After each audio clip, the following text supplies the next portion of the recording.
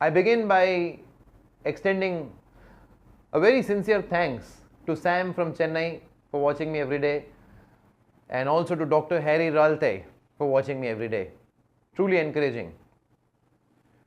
Mrs. Suksham Singh, thank you for watching my video for promoting.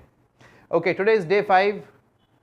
In fact, many more days have passed since 8th of March and we've all forgotten what it was all about. It was Women's Day and I had made a commitment that I will help you start your own business.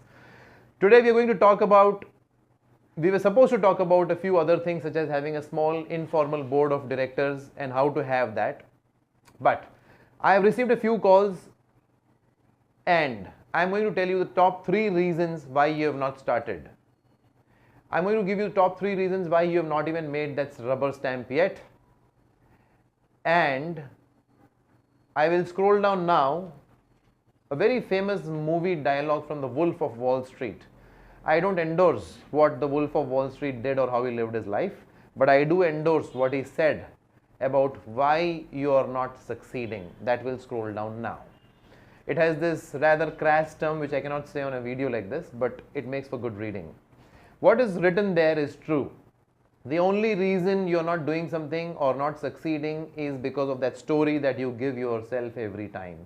And here are the top 3 stories and the answers to those excuses or stories. Number 1, objection from father, from husband or boyfriend, and related responsibilities with kids and your cooking chores and what have you.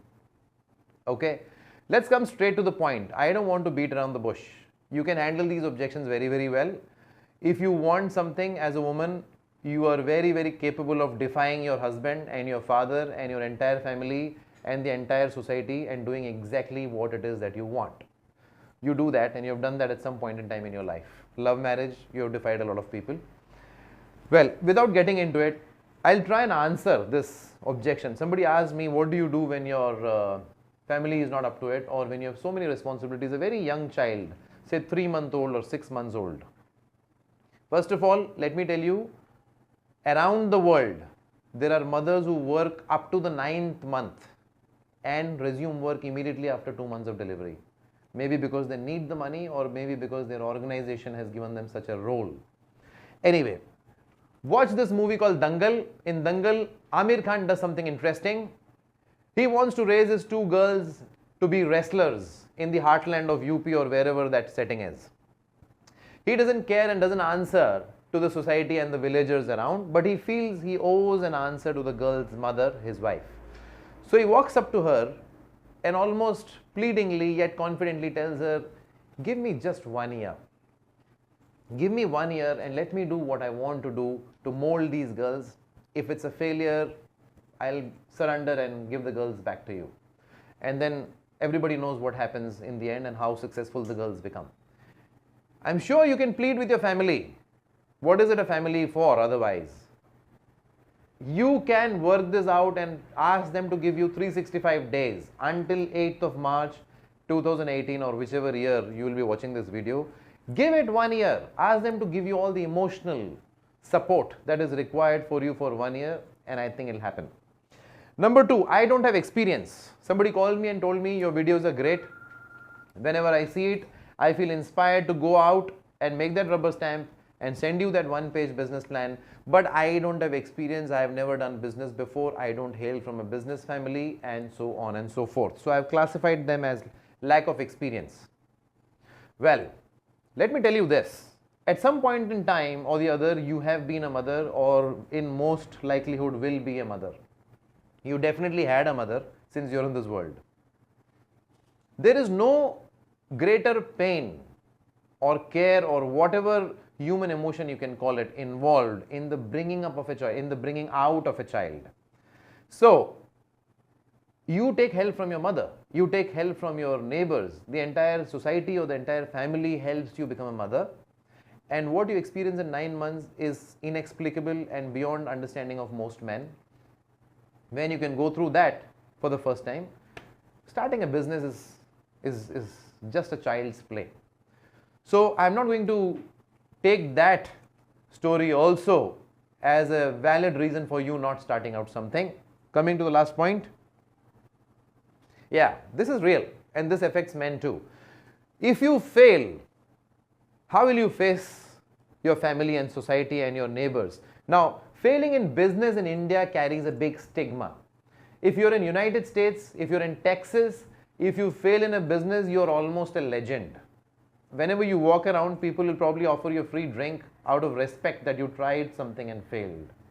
One of the poets once said, it's better to have loved and lost than never to have loved at all. I'll twist that a bit and say, well, in fact, my advice to you is to stay away from love if you're going to do business. Twist this, it's better to have tried and lost than never to have tried at all.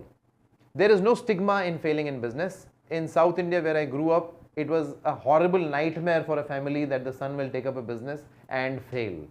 That's not the time you're living in today. Make in India is a slogan. The Prime Minister is almost exhorting and goading you into starting something on your own. It's as good a time as any to start a business, even if you fail. Now, let me tell you something again, which will probably not make me very popular even with the people who diligently watch my video, but let's call a spade a spade. Everybody will laugh at you if you fail in your business. That's one of the reasons that was sent my way. Well, when you do those kitty parties, your best friend is laughing at you. If you're not engaged in business or any professional activity of any kind, and if you're spending all your time with a few girlfriends of yours, at one point or other they're laughing at you. When you go to that satsang, your own family is probably amused by your newfound devotion to God, which was non-existent hitherto. It's great if your friends laugh at you if you fail in business. It is one of the best ways to find out who is your friend or not. Secondly, you never know. Why are we even talking about so many reasons why you should not start or why you should fail? Go out and start. That's the most important thing. The most important thing to do something is to begin it. Start it now. But here is what I have written down as the real reason for you not starting. The real reason you are not starting is because you do not believe in yourself. Not because nobody believes in you, not because you don't believe in the business idea. It is because you do not believe in yourself, and there is absolutely no remedy to that. Yet I will suggest one remedy. Start something without analyzing, without planning too much, without drowning in all kinds of reasons. Go out, make that rubber stamp, start, and things will work out. Tomorrow I will move on to the actual video that was planned for today by helping you do a few simple things to push you in the right direction to start and sustain your business. Thank you for watching me. Come back tomorrow.